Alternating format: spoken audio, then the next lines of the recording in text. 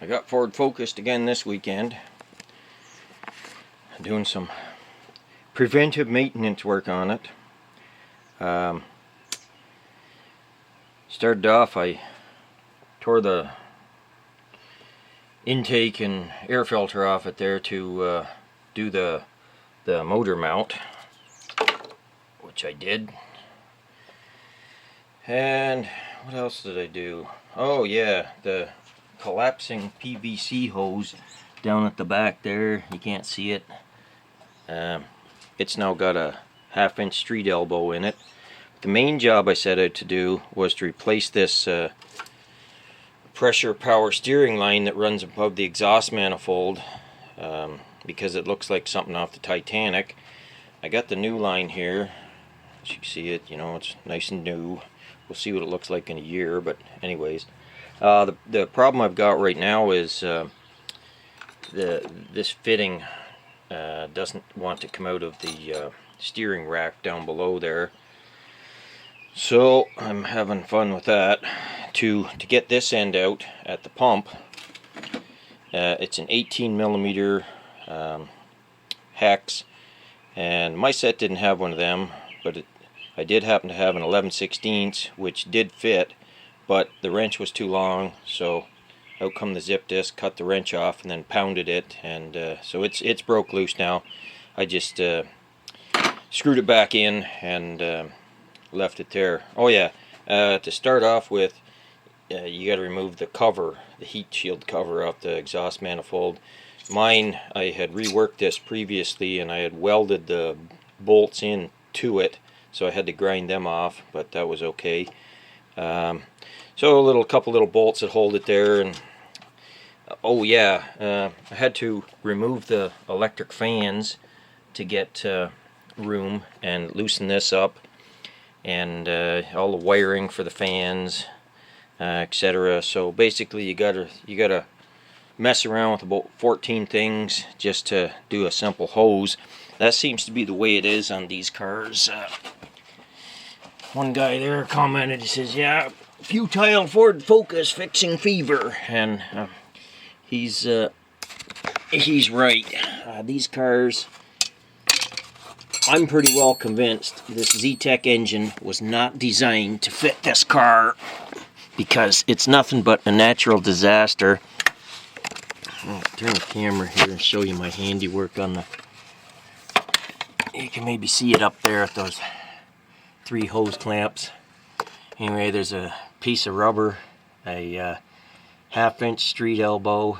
I cut the original hose, and I had to find a piece to fit over the big side of the 1/2 inch elbow, then go to the intake manifold. But I got her all cinched down there, because the elbow collapses all the time, and this car, you get it in up there's the guy I'm having trouble with, the dark colored one. But anyway, the symptom I was having of the collapsed PCV was when you're sitting at a stoplight and you have the blower on, you start sucking in burnt oil smell.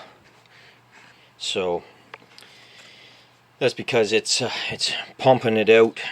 The whole engine gets overpressurized, and it pumps it out every leak it can find, and you smell it in the passenger compartment. So when it's 90 Fahrenheit out, you really need the blower to work to move some air.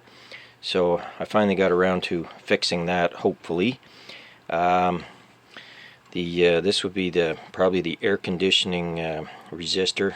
Again, it looks like something off the Titanic, but still seems to work, even though the AC doesn't work. And I was considering dumping $500 on the new compressor, condenser, and hoses and stuff, but I don't know, I think my mind got changed on that.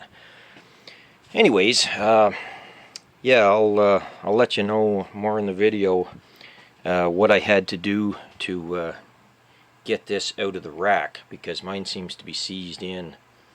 So, the joy of working on a Ford Focus.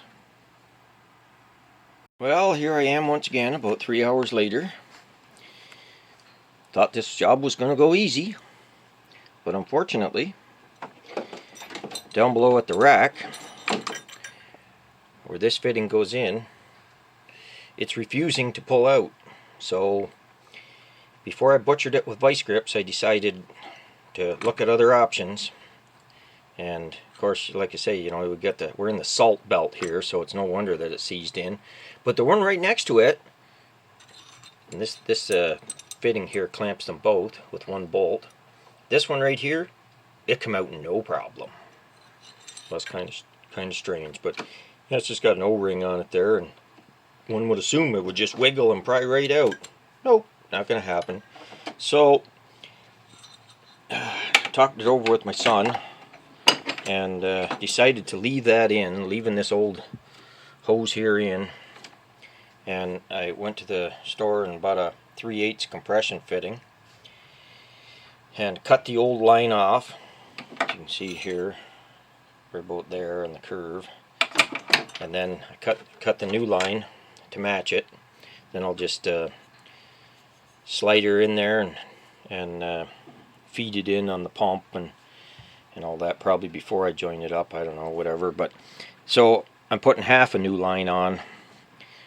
Not 100% ideal, but here's where the problem was in it. So, and I think I'm going to paint that with high temperature barbecue paint before I put it on, actually.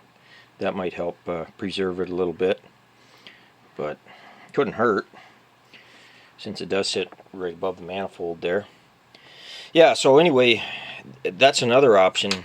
Instead of dealing with the BS down there on the rack, chop it off here. This actually has to feed underneath. I'll have to bend it and feed it underneath, and it resides somewhere down here.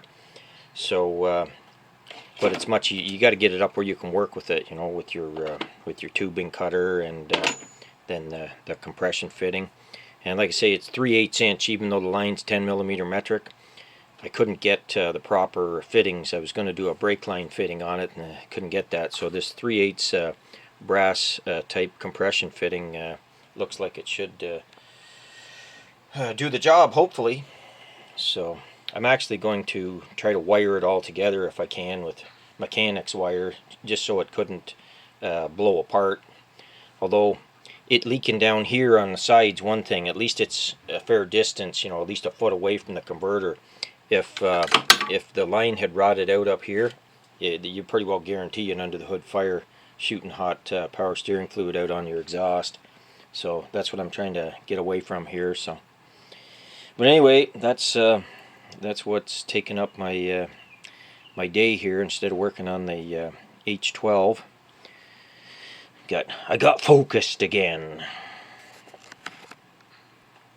Well, here I am about 3 hours later. Had some fun getting the hose connected to the power steering pump. It's a open end 18mm wrench. Having to flip the wrench over. Needless to say, that wasn't a fast process. I come to the conclusion that these cars weren't designed for normal length wrenches. That must be why stubby wrenches have appeared. But anyways, I got her back together.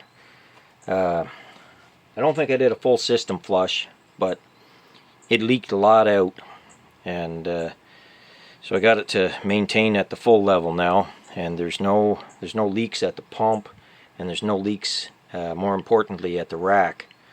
So I should be all good. And this is where my flare nut compression fitting joint ended up, down right there. So that's far enough away that even if it started leaking, say it come right off, the fluid would pee out onto the transmission. So at least it's away from the hot exhaust, which was my worry. When I saw how rusty this pipe was, my concern was if it rotted out on the highway, you'd have an under the hood fire for sure. So I actually bought one of those mini fire extinguishers and keep it in the trunk, which actually isn't a bad idea. I had one before, and I actually used it on a guy. He rolled his pickup truck on black ice, and antifreeze leaked. The antifreeze started on fire, so used it on that. Then another time I saw a car, I couldn't use it on it. It was engulfed in flames on the side of the 4-lane highway. So fire extinguisher in a car is not a bad idea, just because basically everything burns. So now there is something to be said about you know, just let it burn. But anyway, I prefer to put mine out since I fix it myself, and I got a lot of sweat money invested in these old beasts. So, but as you can probably tell by this video, my patience is wearing thin on focuses. At this point, I basically wished I'd never seen one of them, but I'm sure I'm not done with them yet. But just because everything's shoehorned in, and it was like they just designed it or built it, and this engine was never designed to fit in a car this size. Everything, doesn't matter what you work on, you got to remove 3 other things first, except the spark plugs. Okay, I'll admit it. But anyway, so this thing was a time-sucking device and left me no time to work on my 24-cylinder engine. So that's the way it goes sometimes. I did make some scrapyard purchases this weekend. It's been raining on and off too. It's crazy weather. I swear it's rained 5 times today. I picked up this engine. It's not a Briggs, but got a centrifugal clutch on it. And then there was a 11 horse 1984 Briggs Model 25. I got the cylinder head, got the flywheel, got had the side mount gas tank on it. That's off another engine, and adjustable carburetor, all that stuff. I like these adjustable carburetors because I can tune my my Franken Briggs engines that way. So I'm still working on flywheel for this, and I did some grinding on something, but for a miniature flywheel. But I'll get back at it. I think I'm done tinkering focuses for a while, just because if I don't stop, I'm going to take a sledgehammer to one of them. But anyway, everybody have a good week, and like I say, sorry there's no progress on the motor, but I can't quite say that actually. I did mount one of the lawnmower engines on it here, and was looking at how I'm going to actually build mounts for them. It's going to be a pane, HSS and flat plate, but basically it appears I've got to stiffen up the mounts on it so I don't get the engines rocking when the chain tightens up when they fire. But anyway, this video is probably getting way too long now, so everybody take care for now.